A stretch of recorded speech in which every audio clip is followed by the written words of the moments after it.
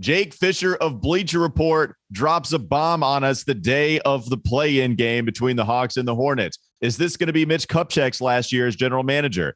Is this going to be James Borrego's last year as head coach? And what do we think about Miles Bridges' possible contract extension? Does Borrego have the confidence in his two-star players? We talk about it all today on the Locked On Hornets podcast.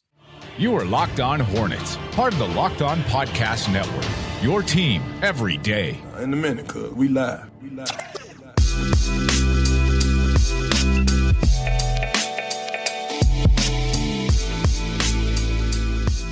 I am shook. It was just dropped on us.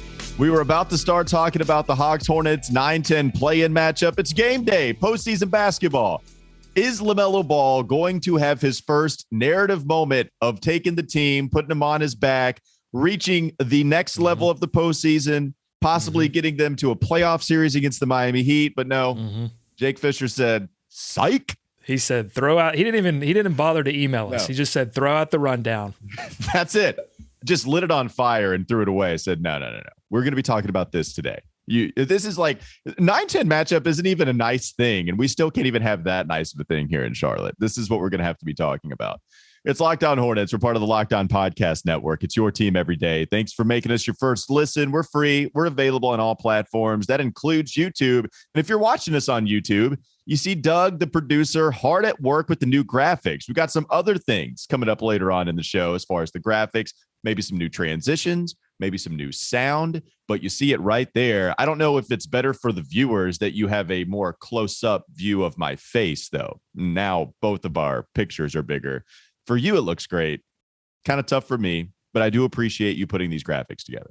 You're a beautiful human, and it couldn't have happened on a better show because a lot of people are going to be watching this. They want to know what the deal is with this Fischer article, Walker. What's going on here? So many things to talk about. Follow us on Twitter, Walker Mail, Doug Branson, LOH, Locked On Hornets. Yeah, I didn't know where to start.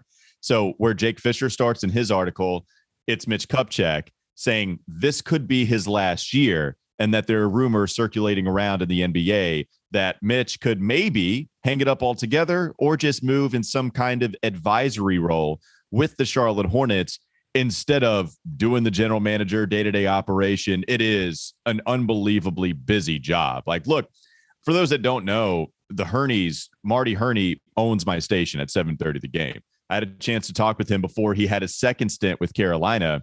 It's crazy how every single day you're out scouting, you're out visiting, pro days, or in basketball sense, having these workouts, trying to make sure that you're constantly thinking about what is best for the future of your franchise. Right. And if you don't, then you're fired. Like if you miss one day, it could be the next star or the next swing player or whatever.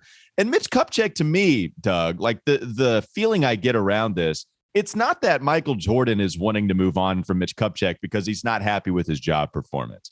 That's not the feeling I get from this Jake Fischer article, and you guys can go read it again. Jake Fischer, Bleacher Report, just dropped this today, and we got the graphics are great. Doug, stop trying to show off. Seriously, sorry, we got it. They're great. So you can go back and read this if you want. Like I get the feeling that Mitch Kupchak himself might be making this decision at 67 years old. I know Nada tweeted this at Nada the Scribe. Like I kind of agree. Is that the kind of sense you get before we move on to other parts of this article? Yeah, I mean, it just seems like, from the article that there's an uncertainty surrounding Mitch Kupchak's future as general manager of the Charlotte Hornets, and a lot of that uncertainty is rooted in the fact that he doesn't have an extension, unlike the head coach, James Borrego. I know there's a lot of uncertainty about his future from the YouTube commentariat, but from the perspective of guy who has a contract versus guy who doesn't have a contract, Mitch Kupchak is on the outside looking in. And as the article states, the uncertainty surrounding Kupchak has sparked the latest round of whispers in and around Charlotte that this may be Kupchak's final year helming the Hornets front office. And so the question is, Walker, how would that, there's a couple of questions, a lot of questions out of this. Number one, is Mitch Kupchak long for this Hornets world? And if he's not, who's next? And how does that affect this upcoming offseason, which we should note, Walker, I think in my opinion, is one of the most important Charlotte Hornets off seasons in franchise history since, when they were deciding whether or not to trade Alonzo Mourning and for what, when they were, shifting from that one empire to the next. This is an extremely important offseason because the clock is ticking on LaMelo Ball, because you have this huge extension decision to make with Miles Bridges. PJ Washington, you got to figure out his future, and you've got to figure out this big hole in the roster, which is the center position. Yeah, and even, they talk about that. Jake Fischer talks about the center position, and maybe that is some of the part where you look at there is some kind of responsibility had by Mitch Kupchak in the way that they're talking. We've talked about Mitch not addressing the center position a lot, but with this article, they're discussing how they've decided to go with stopgaps instead of investing at that spot. He mentions Rashawn Holmes. He mentions Nerlens Noel, how both of those guys kind of thought there would be some money to be made in the Queen City. And it turns out, nope, that's going to go to Mason Plumlee in the sense of they're just going to try to get a guy that fits the payroll a little better, not have a fully guaranteed contract this second year, and we're going to get a pick out of it that we'll use on JT Thorpe. Like Mitch Kupchak has really way more so tried to develop the long-term future of this thing as far as getting young talent, not letting it go, and not trying to be cap strapped with guys he doesn't think is worth it at that time. And like, this is another thing that's kind of mentioned here as we decide if Kupchak is going to stay for another year. And here's the other thing, Doug, like, does it mean that he stays just one more year? If we're having this kind of thing drop now at the end of this season, and the end seems to be coming, does that mean he only has one more year after that, 2 more years after that? Is the end coming very soon? Kind of gives you the feeling that it is, even if this isn't his last season with Charlotte. Well, because this offseason is so important, whoever you decide to go with, whether you decide to extend Kupchak or whether you decide to, elevate Buzz Peterson, who's mentioned in the article, whether you decide to go with an outside candidate like Mark Eversley, the current Chicago Bulls general manager, who's also mentioned in the article, whoever you decide to go with, I think you need to be sure that the person making the decisions, the major decisions for your franchise in one of the most important off seasons in franchise history, is the person that you want to be responsible for those decisions 2, 3, 4 years from now. The worst thing in like sports is when it's kind of happening with the Carolina Panthers right now with Matt Rule. Totally, when a guy who's making major decisions that have ripple effects year after year after year is not necessarily the guy who feels like they're going to be responsible for it in a few years. So I think that's number one. But when we're talking about why is this happening now, it's because, Walker, we are in year number 4 of the Mitch Kupchak era with an extension possibility, right? And what do they have to show for it? An embarrassing performance in a play-in last season. Now they're the 10th seed. They wouldn't have made the playoffs had there not been, or postseason, had there not been this play-in tournament. Okay, they do win more games, yes, but they're 10th seed. They're not favored. They're getting 5.5 points, thanks to betonline.net for those numbers there. 5.5 points. Okay, That's they're changed, not favored. by the way. We could be talking about a second play-in exit in the 4 seasons while you've got LaMelo Ball. That's why this is happening now. And you're right. So 4 years, don't have anything to show for it. That's been the argument against James Borrego. That's been the argument against Mitch Kupchak. It's been the argument against the Charlotte Hornets. But as Jake Fischer verbatim writes, perhaps some perspective is needed. When Kemba Walker departed in free agency in 2019, Hornet staffers were prepared for the franchise to take a step back, advancing beyond the play-in tournament, especially after last season's flameout in the elimination game against Indiana. That would be progress for Charlotte's rebuild. So I'm having trouble navigating this because here we are now kind of talking about where they are compared to where they were when Mitch Kupchak and Borrego took over. The Kemba Walker experiment, the indecisiveness there, really, it threw you for a loop in what the Hornets were going to do. There's some criticism deserved for Mitch Kupchak, perhaps not trading him mid-season. That's the argument of, are you thrilled with the last memories that you got from the Hornets all-time player? We've had those conversations a million times, and it's really tough. And really, Colin Sexton was the biggest value to be had in return at that time, should you have done it. But they also don't bring him back, and then he was criticized for that as well. Like, it's kind of in the middle of whether you think Mitch Kupchak did a good job. And then here they are, they get LaMelo Ball. Yeah. Like, it's great. There have been great decisions. Mm-hmm. There have been great decisions, Walker. But at the same time, what have we said 1,000 times? Mitch, do something. It's the inability to pull off a maneuver that would put this team in legitimate playoff contention. That's the reason why we are sitting here right now. And I think you do kind of think that this is more so from Michael Jordan and not necessarily, or like the Hornets ready to move on and not necessarily Mitch Kupchak taking a step back himself.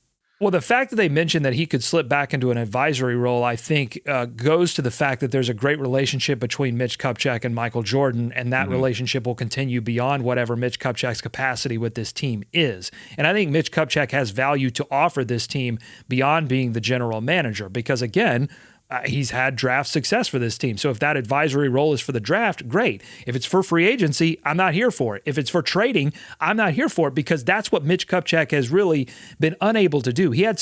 I would say he had some mild success in the moves to bring in Montrezl Harrell, which patched a hole but didn't patch the hole.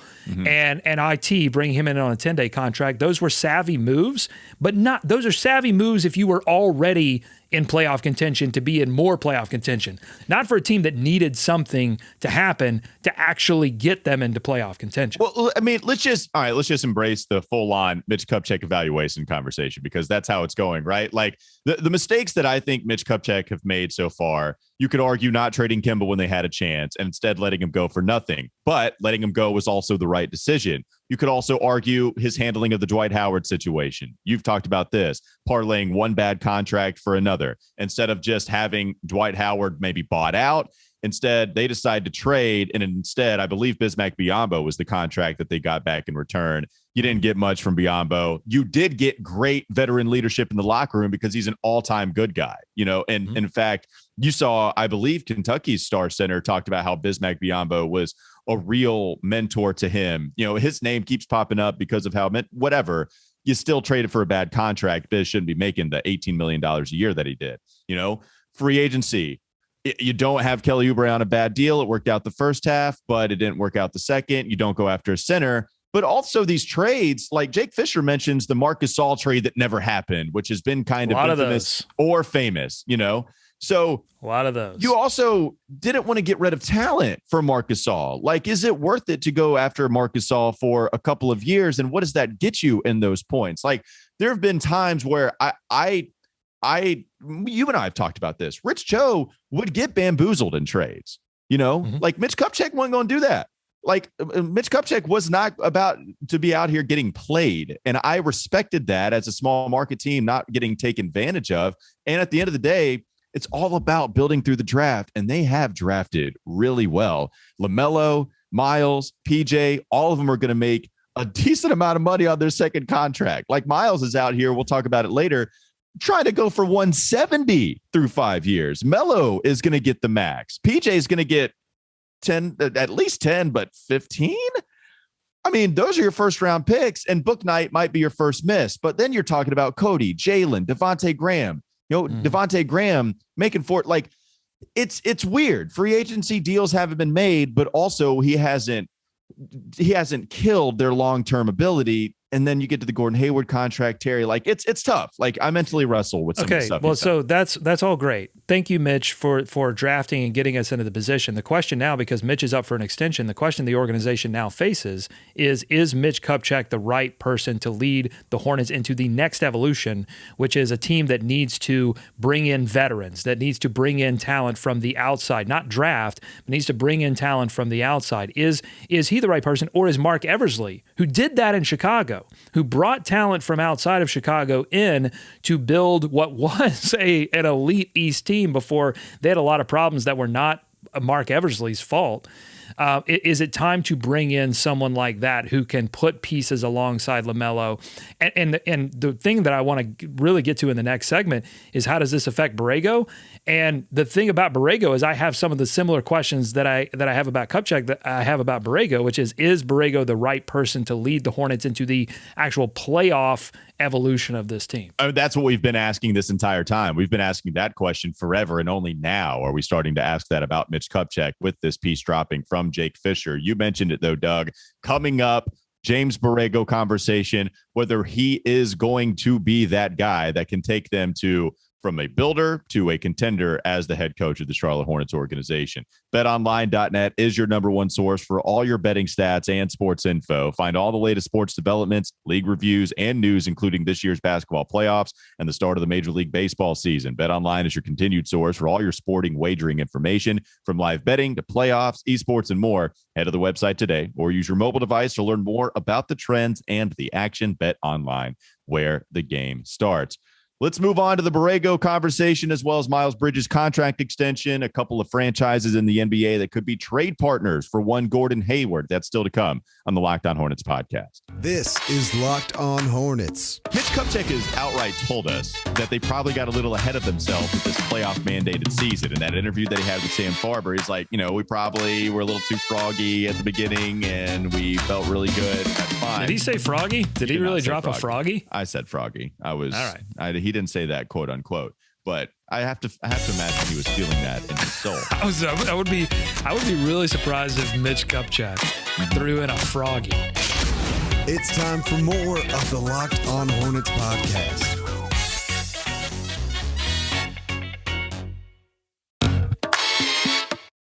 Look at that graphic. I like that. The old 90s. I feel like that's the water cup, the styrofoam pattern in the background and Charlotte Hornets colors. It's just a great graphic, and I appreciate that, Doug. And also, I think your criticism of Mitch is that he isn't feeling froggy. You need him to feel a little more froggy to jump at some of these moves. Well, it was a criticism that he had in the latter years of his Los Angeles days. It's easy to forget that, but like some of the criticisms on his way out of LA were that he couldn't play by the new rules, right? Like there's all kinds of sneak tampering going on and all these communications.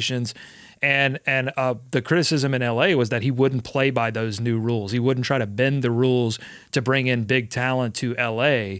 And so I think, we have to look at results and say, what talent has he legitimately brought in outside of the draft? Because, again, I'm giving him the draft. But outside of that, it takes more than drafting. You've got to be able to bring in veterans via free agency and via trades. All right, you brought up Mark Eversley. The reason that name is involved here, because if Mitch Kupchak is indeed going to go this season being his last, then that Jake Fischer brings up a couple of these candidates, right? So this is the fourth season. Michael Jordan named Mitch Kupchak him as the general manager, and Mark Eversley was actually in the running those 3-4 years ago when they were looking for that next general manager. I'm trying to find this right up exactly here in the article. So, quote, there have been plenty of rumored potential replacements over the years, but the two most commonly discussed names are Buzz Peterson, Jordan's college roommate at UNC, and the Hornets assistant general manager since 2014. I mean, classic.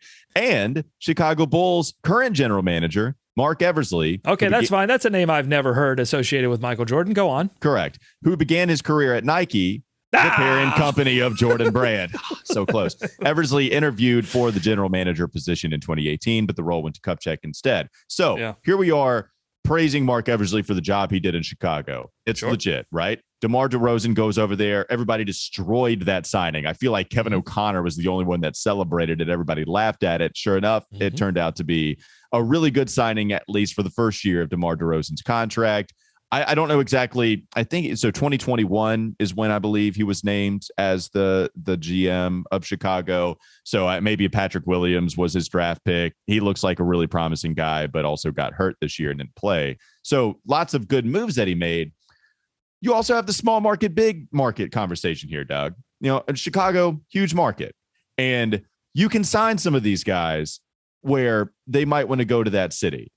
Part of the defense of signing Gordon Hayward, which I was not here for, I did not like that move, but part of the defense was you have to shell out more money in order to get even this type of big name for Gordon in order to land some outside talent. And we, at the time, even still, it's probably the biggest free agent signing this team has ever had. Al Jefferson being the other one, but he still didn't have the star power Gordon Hayward did, at least at that time. He's higher on the pantheon of Charlotte Hornets players, but he didn't have the kind of cachet that Gordon Hayward brought in. And so he did it. He dished out the money that Indiana wasn't willing to do. In this article, just another reference and rumor to Indiana's interest in Gordon Hayward. They almost traded Miles Turner for Gordon Hayward back in the day. Celtics, Pacers couldn't come to agreement.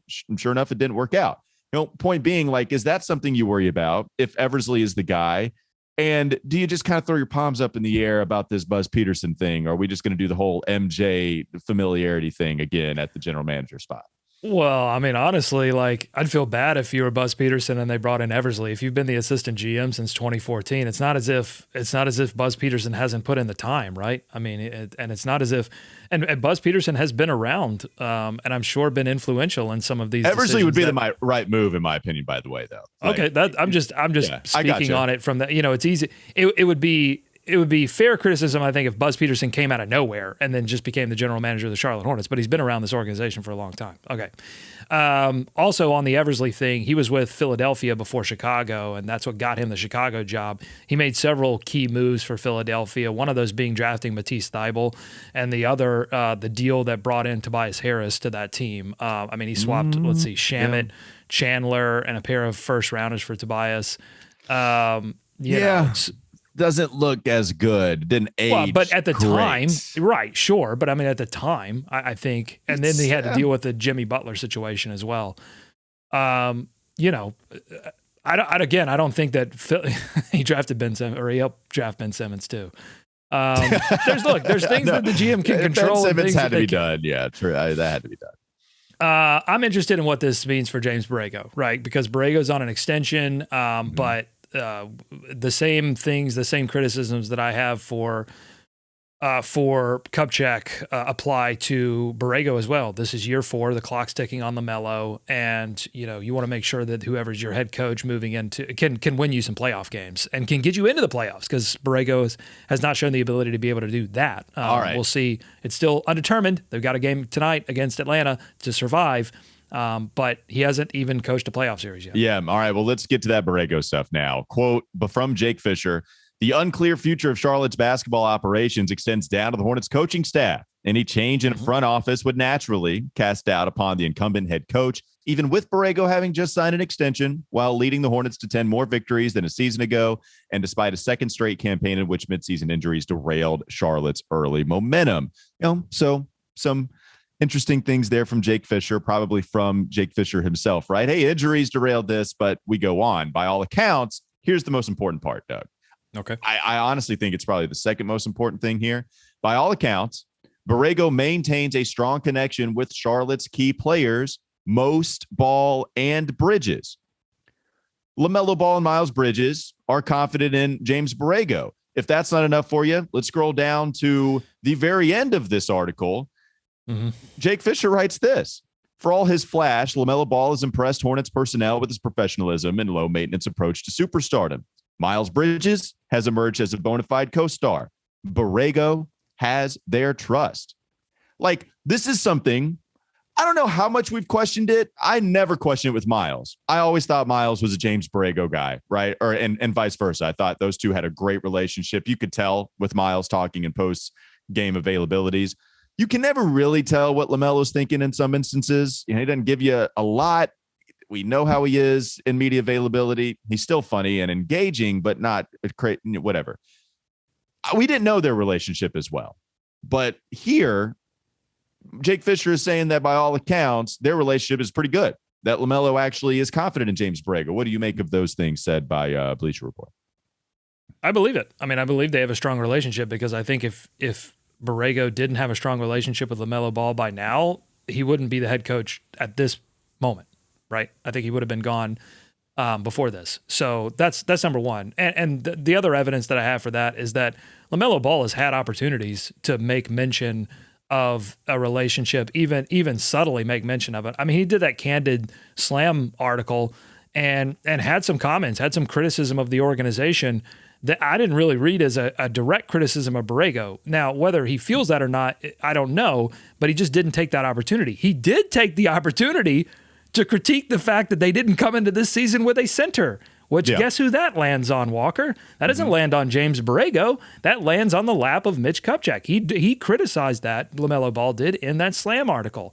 And so, now my question would be, if I were running this organization, okay, they have a great relationship.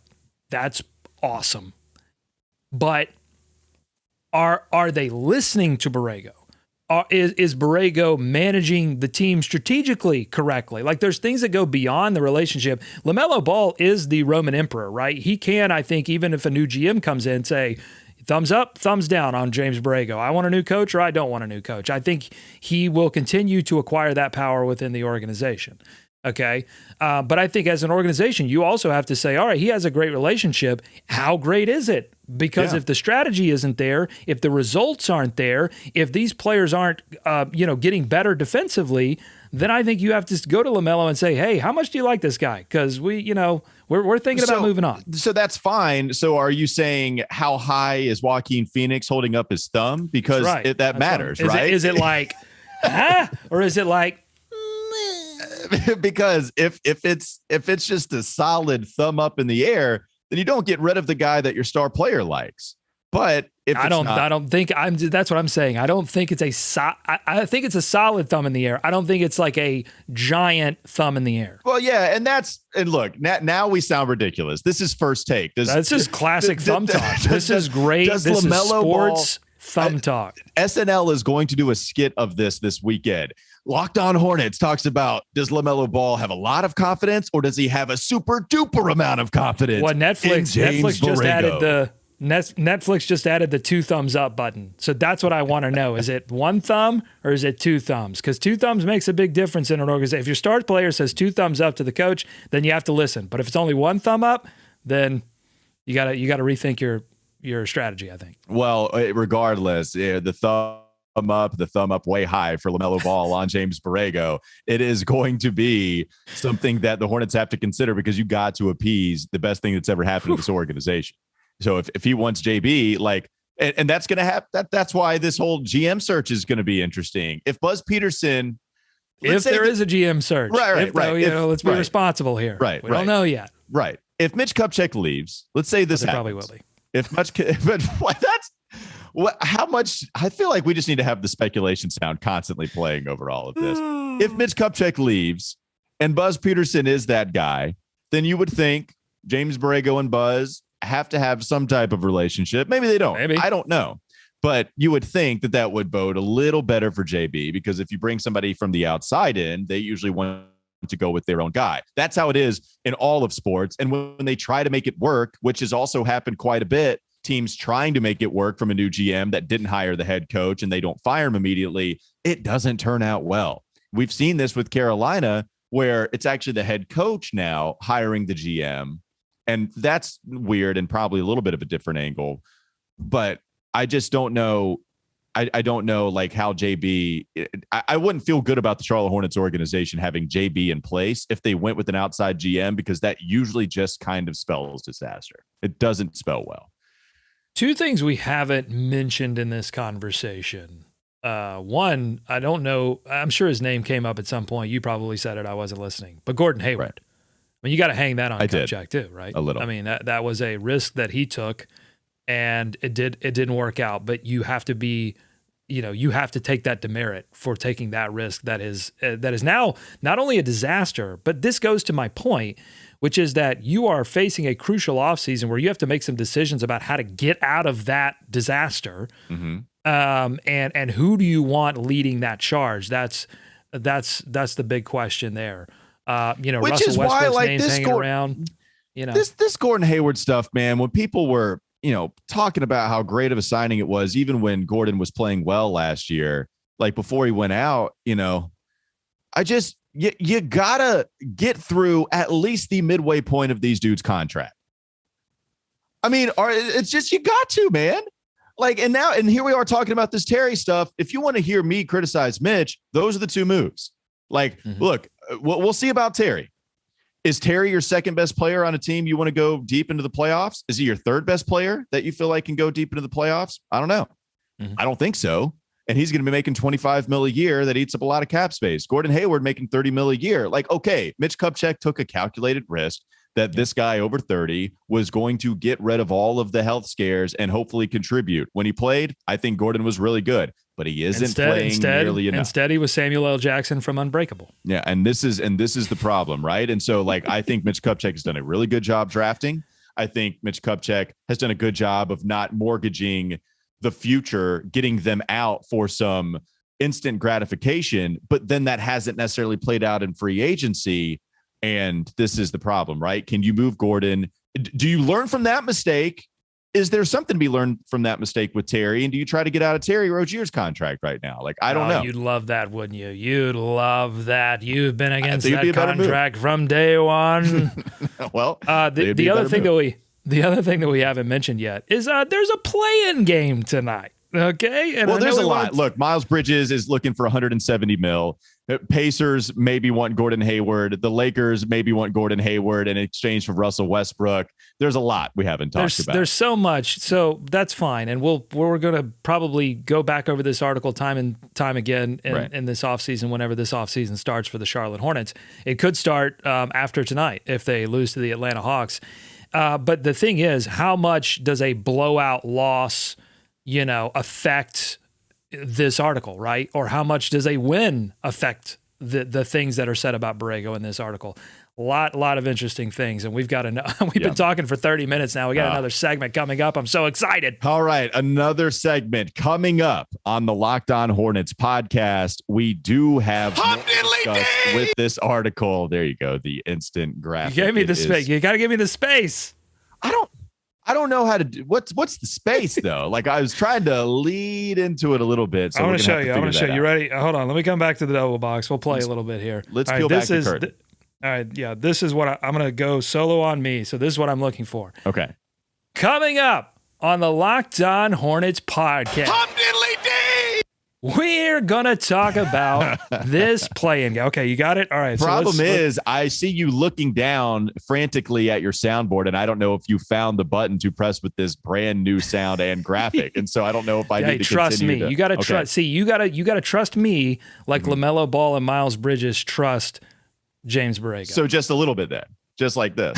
I don't even have to trust you all the way up here. I need 2 thumbs up. Way up. I know you do. All right. Last segment. Coming up on the Locked On Hornets podcast. Nailed it. Beautiful thing. We'll talk more about this play-in game. There's an actual postseason matchup tonight with the Charlotte Hornets and the Atlanta Hawks. But first, let's talk about Shady Rays. It's an independent sunglasses company that gives you the features of $200 sunglasses for a fraction of the price. That means polarized lenses, well-constructed durable frames, and premium, high-level, high-end finishes. Also, something you won't find anywhere else is Shady Rays' insane protection program. Shady Rays includes lost and broken protection on every pair. They will send you a brand new pair if you lose them, no matter what happened, so you can give them a try. And if you don't love them, you'll pay nothing. It's as simple as that. Plus, 10 meals are donated to fight hunger in America when you shop with Shady Rays. Exclusively for our listeners, head to the shadyrays.com website and use code LOCKEDON to get 50% off 2 or more pairs of polarized sunglasses. That's code LOCKEDON for their best deal of the season. 50% off 2 or more pairs of Shady Rays sunglasses, backed by over 150,000 verified 5-star reviews. Let's talk about this play-in matchup tonight, coming up next on the Locked On Hornets podcast.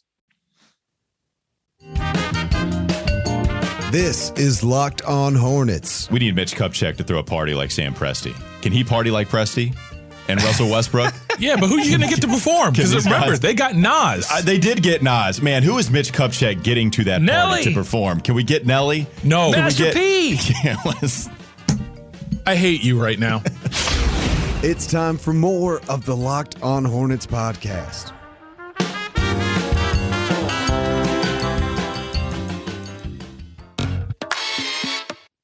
So we saw the play-in tournament start. I see you smiling. How happy are you with that? I'm just laughing at the timing of this article. Like, it's perfect for Jake Fischer. Like, it's great timing for the article for him to get the clicks. But like, if you're anyone within the organization, you're focused on this play-in game tonight. Like, this is the perfect terrible distraction that you didn't need as a 5.5 dog. Yeah, I know that line. It just gets worse though, right? Because it was 4.5, I believe, when we talked about. Well, Vegas probably got wind of the Fischer article. They were like, nope, just slap another 1.5 on there. Yeah, Jake is calling the Bellagio. Hey, this is dropping at 10 a.m. Eastern on April 13th. Go ahead and bake that in. And sure enough, they decided to drop that another point. Hey, we've done some thumbs talk now. Do you want to do the other classic? Can the team put the blinders on? Can they weed out all of the distractions and put the blinders on? Yeah, it's a good point because, the Hornets are looking at this like, wait, is Mitch Kupchak going to leave? Like, that's interesting. I wonder if this affects them at all. Like, I don't know. Yeah. Can they put the blinders on and possibly start a moment that would be the biggest moment of LaMelo Ball's career to this point?